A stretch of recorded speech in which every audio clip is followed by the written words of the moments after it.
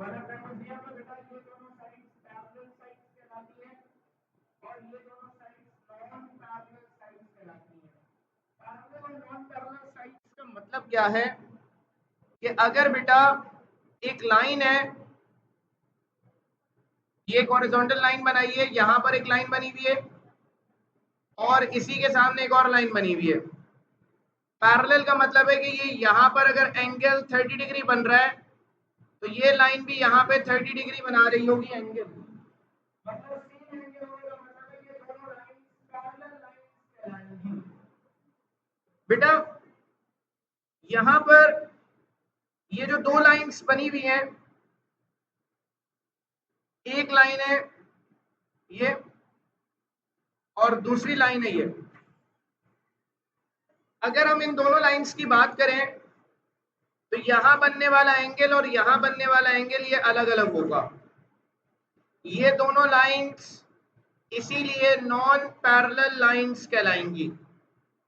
तो ट्रेपेजियम में, ट्रेपेजॉइड में ये दोनों साइड्स नॉन पैरेलल साइड्स कहलाती हैं और ये जो ऊपर साइड बनी हुई है और ये जो नीचे साइड है ये दोनों की दोनों पैरेलल साइड्स कहलाती हैं। वजह ये है कि ये भी एक हॉरिजॉन्टल लाइन है, इसके ऊपर भी ये हॉरिजॉन्टल लाइन है। इसका मतलब ये है कि इसका एंगल 0 डिग्री है, इसका एंगल भी 0 डिग्री है, सेम एंगल है, इसीलिए दोनों पैरेलल लाइंस कहलाती हैं। यही कॉन्सेप्ट हमें यहाँ अप्लाई करना है इसको प्रूव करने के लिए कि ये जो पॉइंट्स हैं चारों के चारों ये ट्रेपेजियम के पॉइंट्स हैं, मतलब ट्रेपेजॉइड के पॉइंट्स हैं। इस पॉइंट को ए का नाम दिया है, ए हमारे पास है 1,1, ये पॉइंट बी है जो कि 5,4 है, ये पॉइंट सी है 8,9 और ये पॉइंट डी है 0,3। अब यहाँ पे हम मेंशन कर देंगे, हमने सपोज किया let A 1,1, B 5,4, C 8,9 and D 0,3 are the vertices of our trapezium। बेटा करना क्या होगा, वेक्टर निकालना होगा। कौन सा वेक्टर? एक वेक्टर, ऑपोजिट वेक्टर्स जो ये निकालने होंगे। इसके सामने ये वेक्टर है, मतलब यहां पर वेक्टर बन रहा है ए बी, इसके ऑपोजिट वेक्टर है डीसी। तो हमें सबसे पहले ये वेक्टर और ये वेक्टर ये दोनों निकालने होंगे। तो ये निकाल लेते हैं बेटा। फॉर वेक्टर ए बी, आपको पता है ए बी कैसे निकलेगा, ए बी निकलेगा बी माइनस ए से।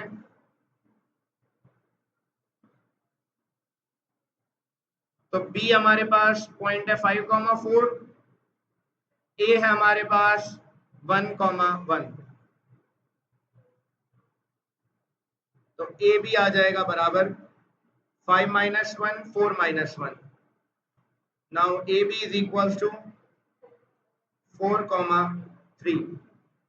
आई जे के लगा देते हैं अगर इसमें, तो ए B vector 4i plus 3j बन जाएगा। इसी तरह बेटा for vector DC, DC vector निकालने का मतलब है फाइनल पॉइंट सी है, इनिशियल पॉइंट डी है, तो सी माइनस डी होगा डीसी का मतलब। तो DC vector is equal to C point है बेटा 8,9, डी पॉइंट है 0,3। तो डीसी वेक्टर बराबर आएगा 8 माइनस 0 और 9 minus 3। So DC vector is equal to 8,6। DC vector बराबर आएगा 8i प्लस 6j। मैंने आपसे कहा कि ए बी के सामने डीसी है, तो हमें ये प्रूव करना है कि ए बी और डीसी पैरेलल है। वेक्टर्स में पैरेलल कैसे प्रूव किया जाता है? वेक्टर्स में कहा जाता है कि अगर दो वेक्टर्स पैरेलल होंगे तो उनकी डायरेक्शन सेम होगी। डायरेक्शन से मुराद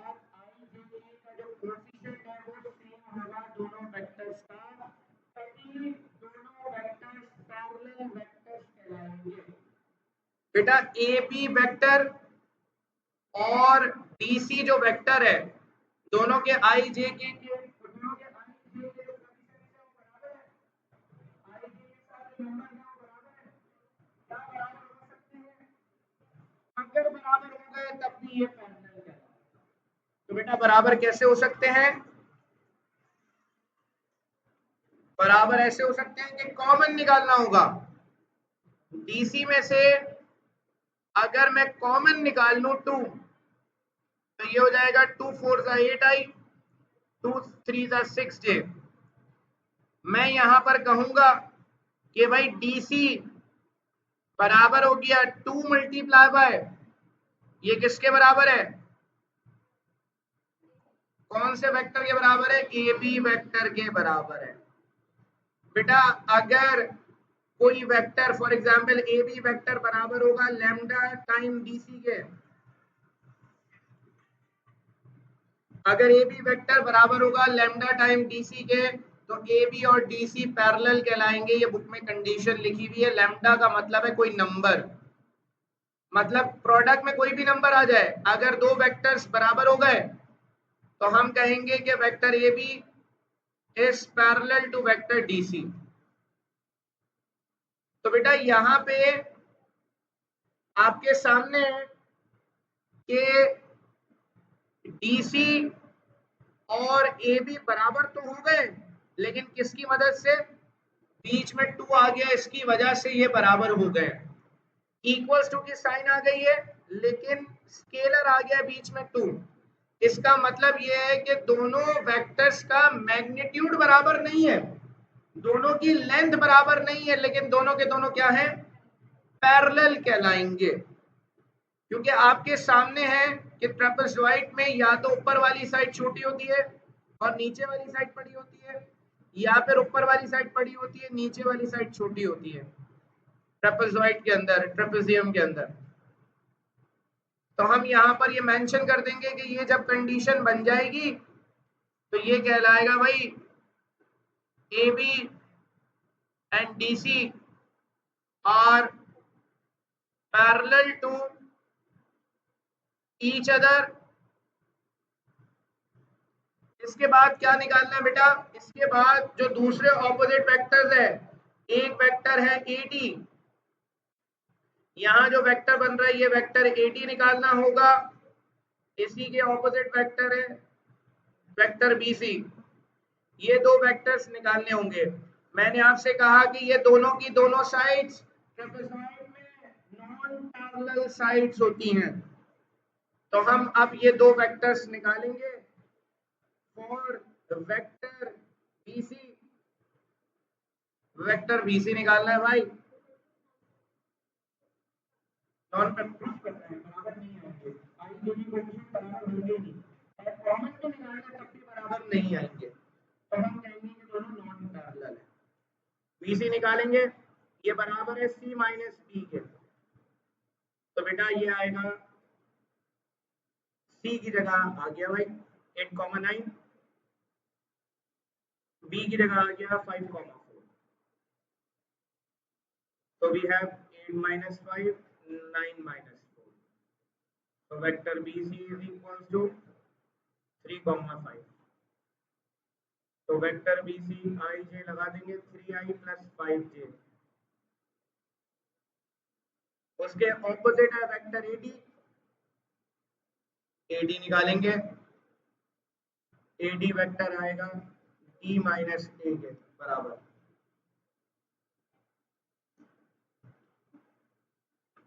D की जगह आ गया 0,3, A की जगह 1,1, AD वेक्टर आ गया 0 minus 1, 3 minus 1। So AD vector is equals to minus 1 comma 2. AD vector is equals to minus I plus 2j। अब मैंने आपसे कहा था बेटा अगर ये दोनों पैरेलल होंगे तो दोनों में I और J के साथ जो नंबर्स हैं वो बराबर होंगे। I और J के साथ जो नंबर है वो बराबर नहीं है। क्या कॉमन निकाल सकता है? कॉमन भी नहीं निकल सकता, किसी सूरत में बराबर नहीं होंगे। तो इसका मतलब ये कि ये दोनों नॉन पैरेलल वेक्टर्स हैं। तो हम यहाँ पे कह देंगे भाई therefore vector B C is not parallel to vector A D, क्योंकि बेटा ट्रेपेजॉइड में ऐसे ही होता है कि ऑपोजिट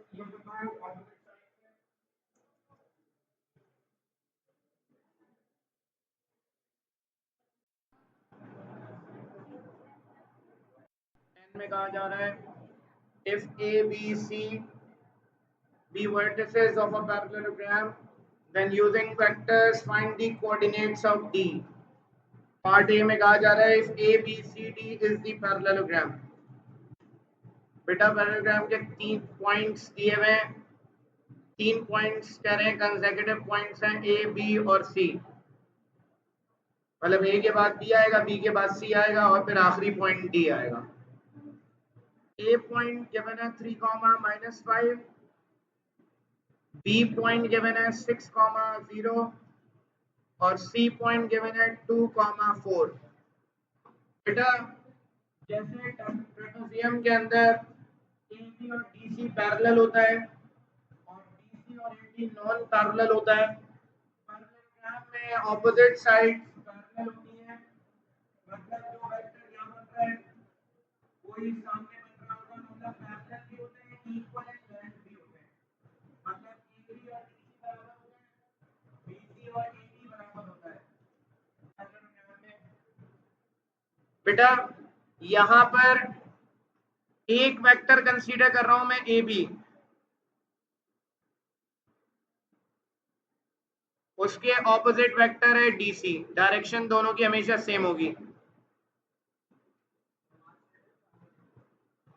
बेटा AB और DC पैरेलल भी है और बराबर भी है, पैरेललोग्राम में दोनों साइड्स बराबर होती है, इक्वल लेंथ होती है। तो बेटा हमें D पॉइंट निकालना है। अब D पॉइंट निकालने के लिए हमें पहले AB वेक्टर निकालना होगा। AB वेक्टर निकालने के लिए फॉर वेक्टर AB वैसे ही निकलेगा, AB vector is equals to B minus A। Now we have AB is equals to B आएगा 6, 0, A आएगा 3, -5। Now we have AB is equals to 6 minus 3, 0 minus plus 5। तो AB बराबर आएगा 3, 5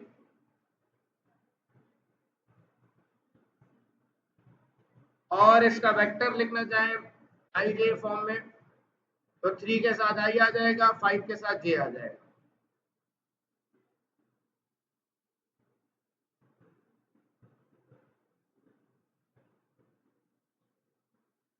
अब बेटा यहां पे DC की बात करेंगे।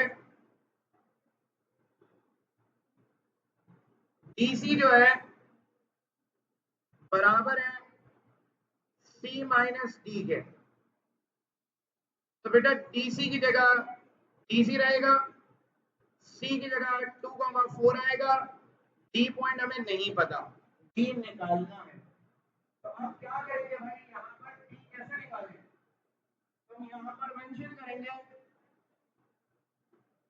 In a parallelogram ABCD vector AB बराबर होता है वेक्टर DC के, क्योंकि पैरेललोग्राम में ऑपोजिट वेक्टर्स बराबर होते हैं, मतलब AB और DC बराबर होगा। तो इसका मतलब ये है कि AB DC के बराबर होगा, तो AB और DC की सेम वैल्यू होगी। AB पहले निकाल चुके हैं, क्या है AB ऊपर निकाल लिया, AB क्या है 3, 5 आया। तो बेटा यहाँ पर DC की जगह पे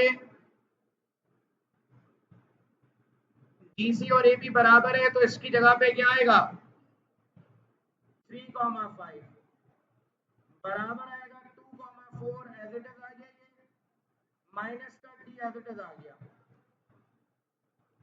अब बेटा ये जो डी है यहाँ पर नेगेटिव है, इस डी को उधर ले जाएंगे और 3,5 उधर आ जाएगा।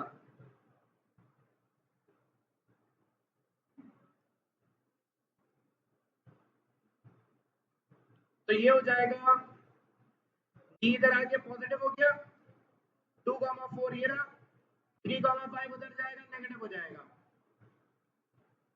तो डी पॉइंट बेटा बराबर आएगा 2 - 3 4 - 5। तो डी पॉइंट आ गया -1,1। सवाल में कहा जा रहा है कि डी के कोऑर्डिनेट्स निकालने, कोऑर्डिनेट्स का मतलब है कि x, y ये निकालनी है वैल्यू। -1 आएगा, सॉरी।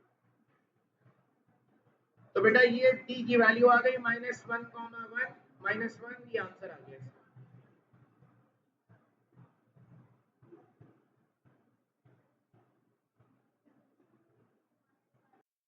क्वेश्चन नंबर 10 के पार्ट बी में इन्होंने अब पोजीशन चेंज कर दी है पॉइंट की।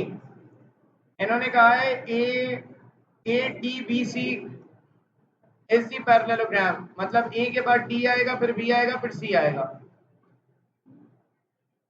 ए के बाद डी, उसके बाद बी पॉइंट आएगा, उसके बाद सी पॉइंट आएगा। ए 3,-5 है, बी 6,0 है और सी 2,4 है। अब बेटा डी पॉइंट निकालना है, वही काम कर लेंगे कि ये जो वेक्टर है, अब ये वेक्टर क्या बन रहा है, सी बी वेक्टर। इसके जो ऑपोजिट वेक्टर बन रहा है, अब इसके ऑपोजिट जो वेक्टर है वो है ए डी वेक्टर।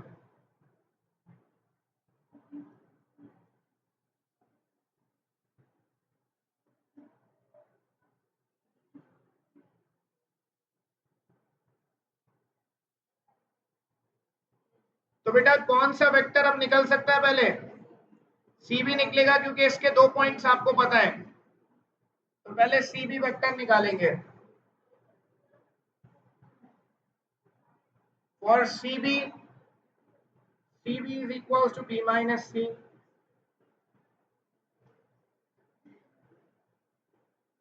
तो बी की जगह आ जाएगा भाई 6,0, सी की जगह आ जाएगा 2,4।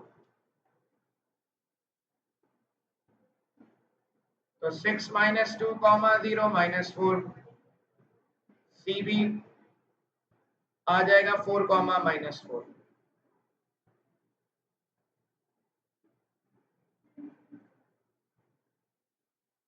सी बी निकालने के बाद उसके ऑपोजिट है ए डी। बात करेंगे ए डी वेक्टर की। ए डी वेक्टर बराबर है डी माइनस ए के।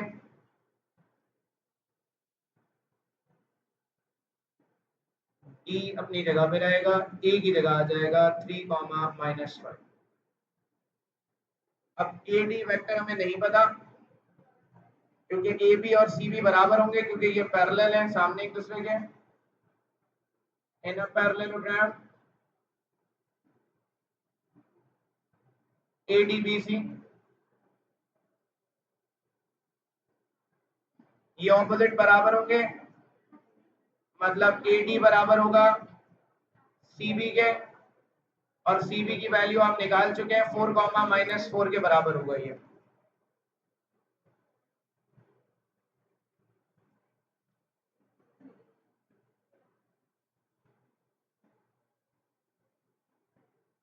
Therefore, अब ये जो वैल्यू है ए डी, इसकी जगह ये वैल्यू रखेंगे। ए डी की जगह आ जाएगा 4, -4 इज इक्वल्स टू डी आएगा माइनस का 3, -5। 4, -4, ये पूरी की पूरी वैल्यू उठकर उधर चली जाएगी,